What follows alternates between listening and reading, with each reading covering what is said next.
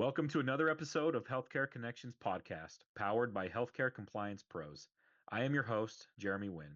Our purpose for this podcast is to introduce you to key topics and experts in the healthcare industry to ensure you have what you need to successfully manage your practice.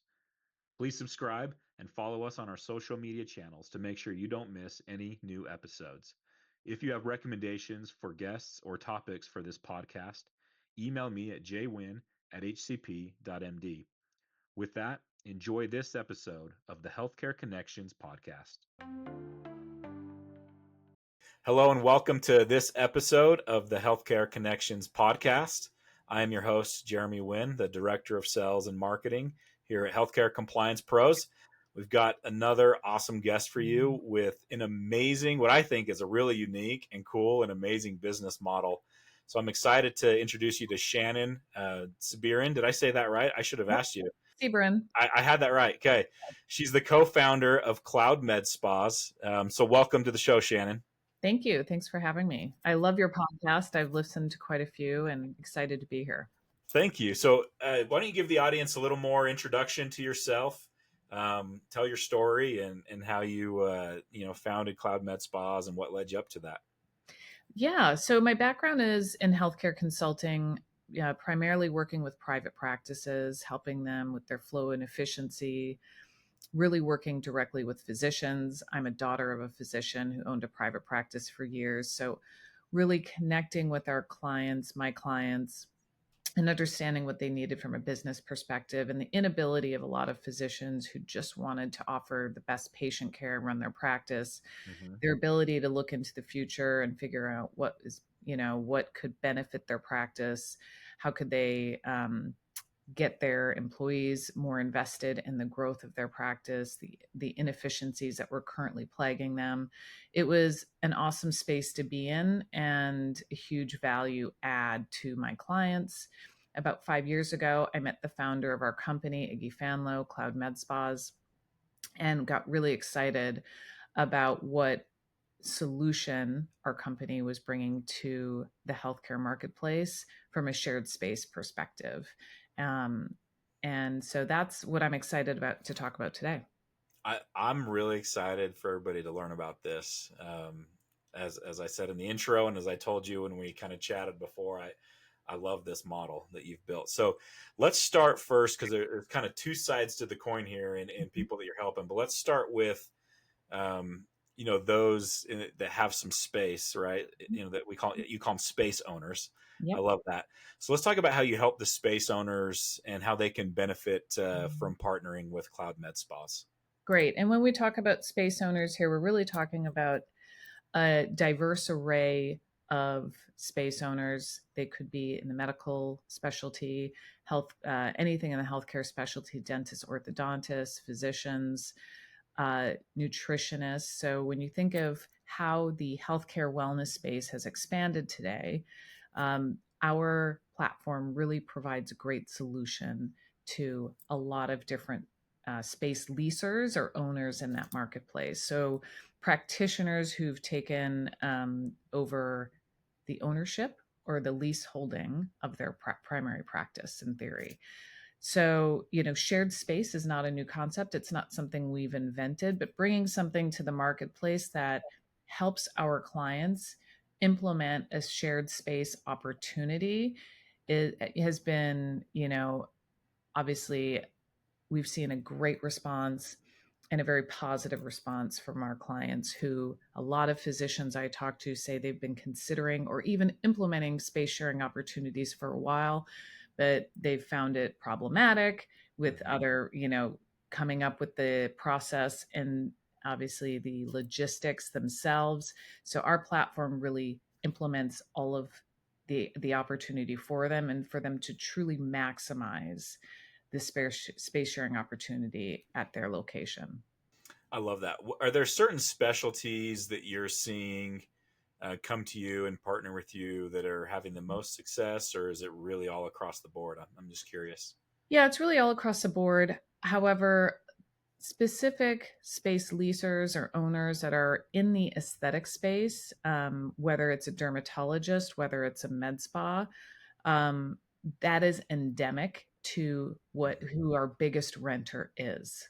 So the users of the space, who tend to be large majority of the renters of spaces, tend to be independent aesthetic practitioners, primarily nurses who are injecting medical aesthetics, which, as you know, in lay terms, those are fillers, things like Botox, Mm-hmm. offering non-invasive aesthetic procedures to their patients.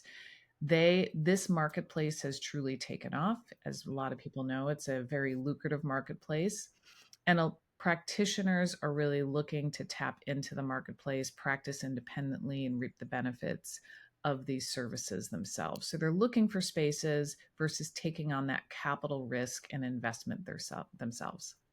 Yeah, I love that. And one of the things that we talked about, maybe you can speak to this a little bit, is, we hear it here from our clients, but there's a lot of groups that are trying to add wellness or aesthetic into their practice. And this gives them an alternative to where, if you don't understand that business, if you don't want to take on necessarily the liability of having to figure all that out and add it as part of your business, this gives you the flexibility to still collect and capture some revenue from the industry without taking on the liability. Maybe speak to that a little bit. Yeah, correct. It's a great opportunity for patient growth, especially in certain practices that are looking to scale location as well. A lot of our clients have multiple locations. A physician or a dentist cannot be in all three locations at the Mm-hmm. same time. So they have locations that are underused from that perspective. But it's also the aesthetic client, the person who is getting these non-invasive aesthetic procedures, is also the same person who is getting the teeth whitening, the veneers, who might be getting different procedures from different physicians, obviously from an aesthetic standpoint. So it's a great trickle over of referral opportunities, of patient growth.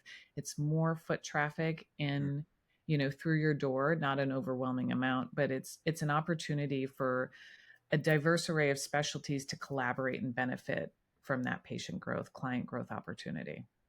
Are you seeing it? And this is a question I just, as I was thinking through the process here as a space owner, when it comes to like front desk management, does your front desk, are they same front desk typically handling, the intake Mhm. of a patient that's, somebody that's leasing your space versus your traditional patient? How are most groups doing that?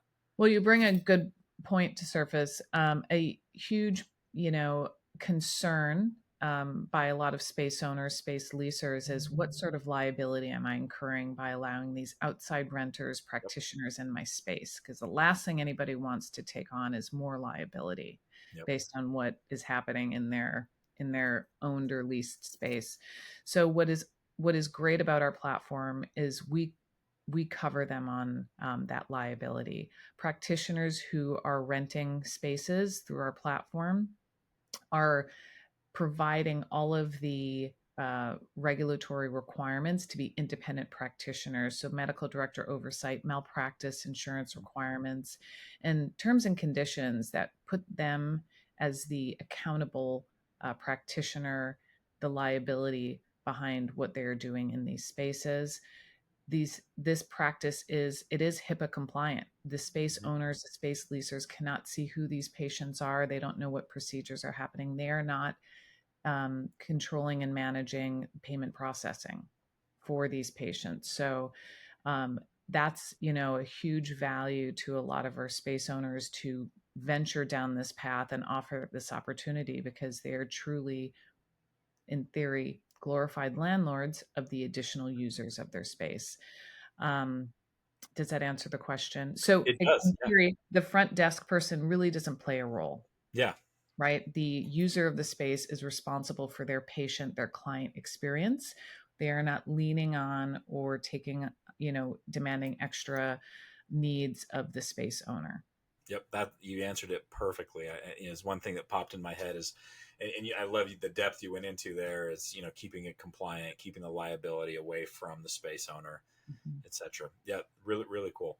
So Mhm. let's talk about your primary client on the other side. Is, you mentioned this, individual providers, Mhm. primarily in the aesthetic space, or, Mhm. I believe, at least, for now. But talk about how you've supported them some of the benefits they're gaining, beyond not having to carry a lease. I know that's a big part of it, but I'd love to hear more about that. The success of this model really resides on the demand and the user of the space. A huge marketplace of growth that we saw a need for space access and product access was the aesthetic injector marketplace. When Yep. we launched this platform, when we launched this business model 6 years ago, it was primarily going after that specific practitioner. We see a lot of alignment with the aesthetic injector and the hair care industry.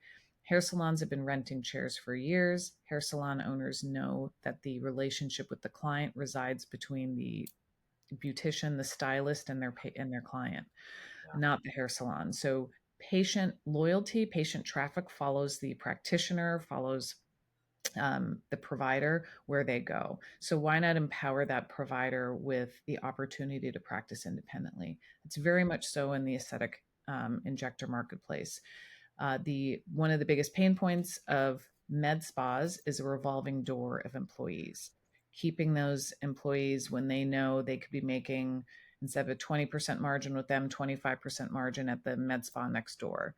Yeah. And so under this platform, aesthetic injectors are in full control of their profitability. No one's taking from their procedure revenue.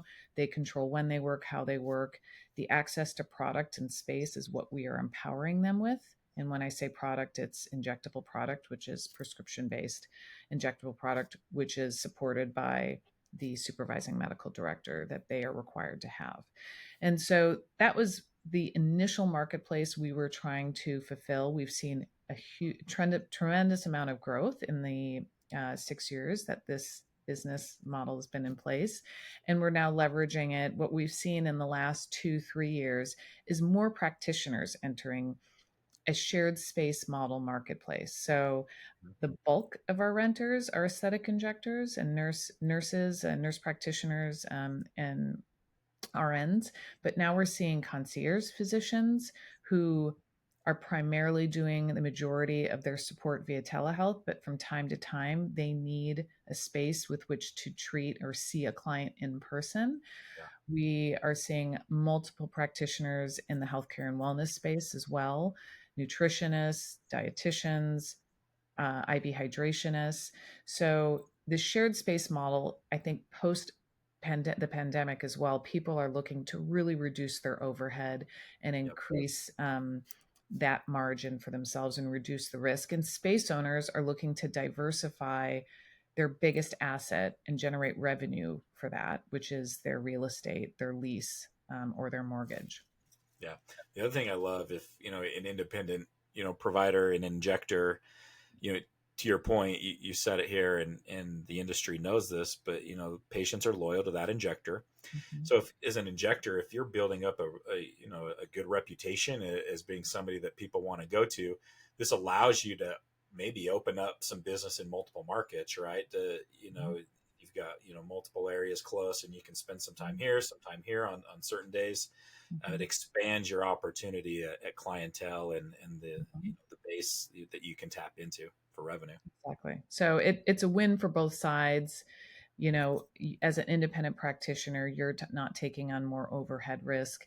As the space owner, you're able to leverage an opportunity for multiple users, and our software platform controls, and not controls, I would have to say, but manages and efficiently schedules all of the users of your space, so you're not dealing with that, but you have full autonomy as to when your space is available, which spaces, which exam rooms, all of them, one or two of them are available, when, how.